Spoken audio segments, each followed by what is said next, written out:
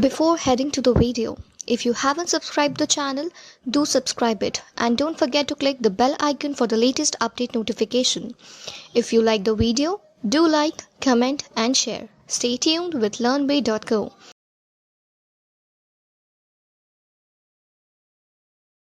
Welcome to the YouTube channel of learnbay.co. In this video, you will be learning the step-by-step roadmap to learn data science for working professionals. Now, professionals need to take a different approach and strategy for career transition in data science as compared to fresh graduates.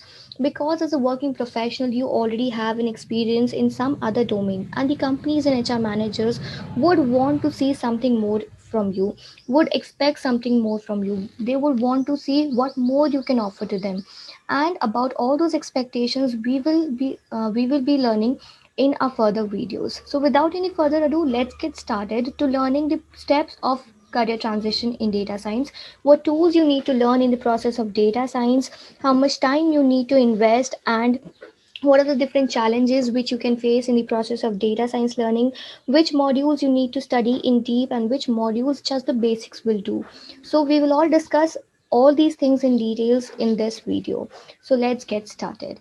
Now, as you can see here, I've mentioned my first step as learn programming. Yes, programming is very important for data science.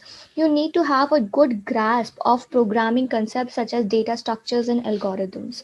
The programming languages which are used are Python, R, Java, Scala, and even C++ is also useful in some places where performance is very important.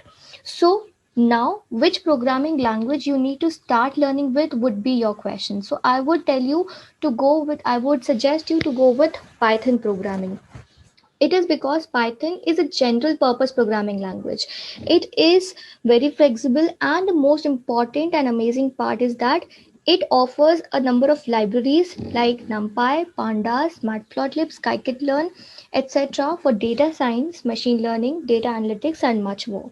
And hence, it is considered the best language to start with, no matter what, if you are from a programming background or a non-programming background, if you are a technical background or from non-technical background.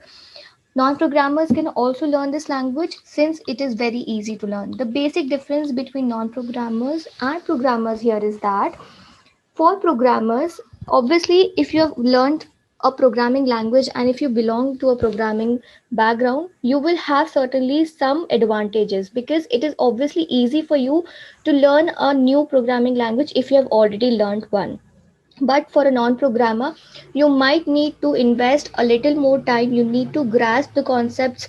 You need to have special assistance, and you might take a little more time, as I told. So you just need to think that learning programming is not only our goal. All right, now the question here is that do we need to have in-depth knowledge of programming or the basics? See, your goal should be clear for this question. If your goal is clear, this question will never arise. Clearly, your goal is to become a data scientist and not a programmer. So, you just need to understand that programming is a part of data science. It does not only revolve around, just data science does not only revolve around programming. Programming is a mandatory step to learn data science since it will help you to learn further modules in a better manner. It will help you to learn further modules, so you don't need to stress on programming a lot, and you just need to make sure that your basic concepts are clear. Lately, if we talk about how much time you need to invest in learning a programming language, so for non-programmers it would be 1.5 months or 2 months, not more than that. All right. And for programmers, I would suggest that 1 month is more than enough. Okay. 1 month is more than enough. It is an ideal time that you can invest for learning a programming language. Now, jumping to the step two of our career transition in data science, that is here I've mentioned as practice mathematics or learning mathematics. See, math skill is very important as they help us in understanding the various machine learning algorithms that play important role in data science, like of linear algebra or differential calculus, statistics, probability, optimization techniques. All these will help in understanding various machine learning algorithms that play an important role in data science. Similarly, understanding of statistics is very significant as it is important part of data analytics. Probability is significant to statistics as it is considered the prerequisite of mastering machine learning. So statistics especially play here a very important part. I would highlight again and again the point of statistics. It plays a very important or crucial role, and you need to have an in-depth knowledge of it. Here, I would say that you need to have in-depth knowledge of step two. As I told for Python, you just need to learn the basics, but for statistics, you need to have in-depth knowledge. And how much time you need to invest here is about, I would say, 1 month. 1 month would be more than enough. And if you're from already a maths background, 2 weeks would be more than enough. Just you need to understand that if I'm saying in-depth knowledge does not mean you need to have a PhD level of knowledge. You just need to be very confident with your basics and the linear algebra, probability, differential calculus, etc., and nothing more. And now coming towards our step three. With this, we come towards our step three, that is machine learning and deep learning. See, machine learning is one of the most vital parts of data science and the hottest subject of research among researchers. So each year, new advancements are made in this. One at least needs to understand the algorithms in deep of supervised and unsupervised learning. There are multiple libraries available in Python and R for implementing these algorithms. Now, here I want to make a point clear that you don't need to have in depth knowledge of deep learning, but you need to have in depth knowledge of machine learning. So, machine learning, you are going to study in deep, that is, in depth knowledge of machine learning, but just the basics of deep learning, because the advanced deep learning you will be studying in level 2. Here you should only focus on machine learning algorithms. Just don't focus on the theoretical part of it, but also practice for practical part. Go for real application things. If you want to be good in machine learning, so my suggestion would be that if you learn one algorithm, at least practice two case studies of it. At least practice two case studies of it. This should be your approach to learn. All right, this should be your approach to learn for machine learning. This is, I think, the best approach to learn. And if you complete all these three, steps, let me say you that by here you will be completing your 80% of the course. Yes, 80% of the course यही complete हो जाता है. And only the 20% of the course is included in your step 4 and step 5, that is data visualization and databases and cloud deployment of model. Now let's see towards the step 4. See, step 4 includes of data visualization and databases. This stage becomes a little easy since we have, while learning the programming languages, we have already learned Python, we have already learned Cbun, we have already learned Matplotlib. So all these were the tools of data visualization which we have already learned in programming. And also in this step you are going to learn the basics of Tableau, Power BI and SQL. I'm repeating my words. You need to learn only the basics. How much you need to learn? Only just the basics of this. And this would hardly take time of 1 month, not more than that. I think the ideal time you need to spend on learning this is just 1 month. With this we come to our step 5, that is cloud deployment of model.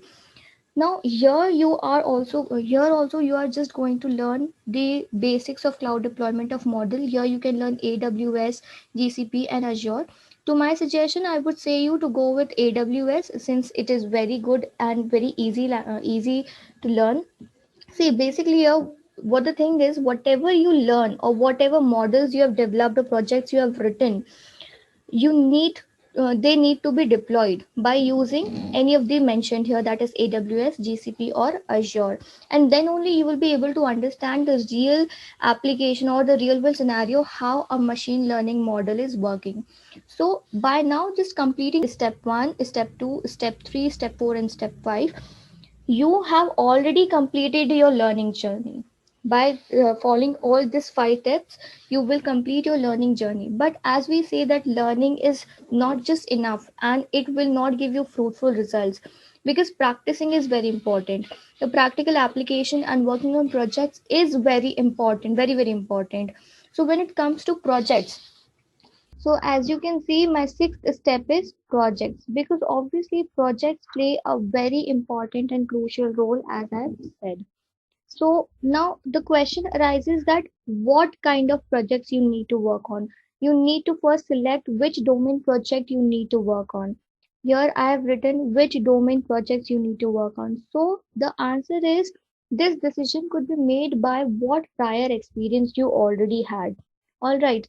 So for instance, if someone belongs to a banking and finance background, then I would suggest him or her to go with a banking and finance related project, to work on a banking and finance related project, to make your previous work experience relevant. This is very important. This domain knowledge is very important. And domain knowledge can be only possible if you already have a prior experience, or if you have a good knowledge of that domain. So, for this domain knowledge point, I would always suggest you to go for a project of your previous experience, what you had. If you're from a banking or finance background, go for projects relating to banking and finance. If you are from a manufacturing background, go for projects relating to manufacturing. If you're from healthcare, or projects from healthcare background, because with that you will already have domain knowledge, and also this will help you the relevancy of your work experience, your prior work experience.